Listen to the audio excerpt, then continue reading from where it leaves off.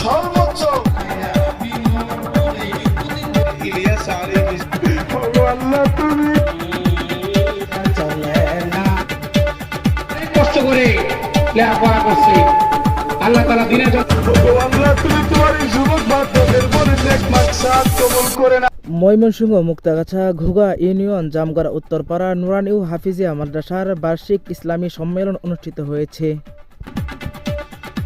গত মঙ্গলবার মাদ্রাসার ময়দানে অনুষ্ঠিত সম্মেলনে বিশেষ আলোচক ও সভাপতিত্ব করেন হযরত মাওলানা আব্দুল ওয়াহাব সাহেব। হিসাবে উপস্থিত ছিলেন ময়মনসিংহ দক্ষিণ জেলা বিএনপির মুক্তাগাছা উপজেলা যুগ্ম আহ্বায়ক কামরুজ্জামান লেবু।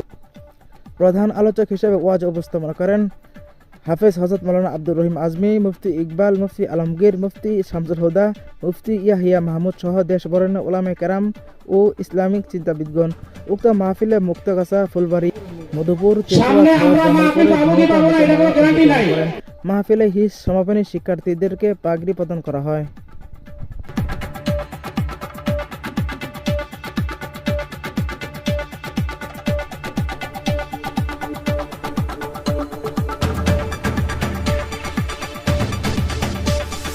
শহীদুল ইসলাম, আইমন জার্নাল।